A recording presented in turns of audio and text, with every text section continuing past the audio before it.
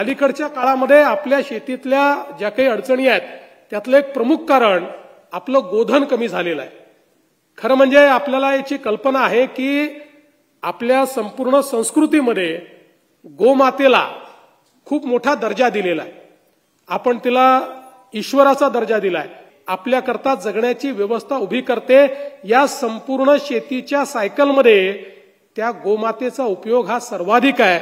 आज जे जीवामृत तयार होतं, गोमूत्र असेल, शेण असेल, या सगळ्या गोष्टीतनं ज्या प्रकारचं शेतीतलं परिवर्तन आपल्याला पाहायला मिळत आहे आणि म्हणूनच आपले संविधानकार भारतरत्न डॉक्टर बाबासाहेब आंबेडकर यांनी जेव्हा संविधान लिहिलं त्यावेळी त्या संविधानामध्ये त्यांनी डायरेक्टिव्ह प्रिन्सिपल ऑफ स्टेट पॉलिसीमध्ये काय सांगितलं, तर राज्यांनी गोहत्या बंदी केली पाहिजे। हे का सांगितलं त्यांनी?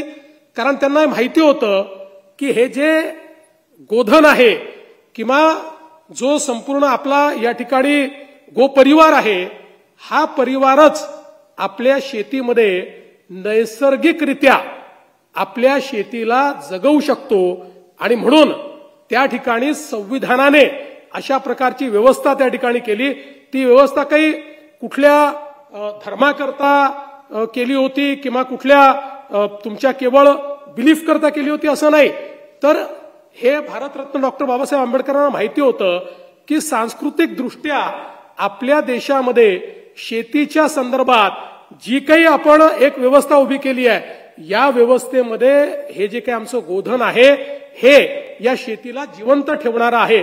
आणि आज आपण पाहतो ज्या ज्या भागामध्ये आपण कॅश क्रॉपवर गेलो आणि मग आपल्या गायीचा चारा हा त्या ठिकाणी कमी व्हायला लागला आणि पर्यायाने गोधन कमी व्हायला लागलं, तेच सगळे भाग असे आहेत की ज्या भागामध्ये शेतकरी सर्वाधिक अडचणीत दिसतो, ज्या भागामध्ये आपल्याला शेतकऱ्यांच्या काही प्रमाणात आत्महत्या पाहायला मिळतात। त्यामुळे गायींचं या ठिकाणी किंवा गोधनाचं जे काही महत्व आहे ते महत्वही या नैसर्गिक शेतीमध्ये आपल्याला समजून घ्यावं लागेल आणि हे गोधन वाचवणं। आणि म्हणूनच आज आपल्याला पाहायला मिळतं अनेक ठिकाणी वेगवेगळ्या प्रकारचे जे प्रयोग वेगवेगळ्या गोशाळांनी केले आहेत की त्या ठिकाणी आपल्या बाकड गायी देखील आपण दिल्यानंतर त्या बाकड गायी देखील त्यांच्या शेणातनं आणि गोमूत्रातनं आज ज्या प्रकारची व्हॅल्यू तयार करतायत। आपल्याला माहिती आहे आता शेणापासनं पेंट तयार झालेला आहे, इतक्या वेगवेगळ्या नॅचरल गोष्टी तयार झालेल्या आहेत। त्यामुळे या सगळ्या गोष्टी अतिशय सायंटिफिक आहे।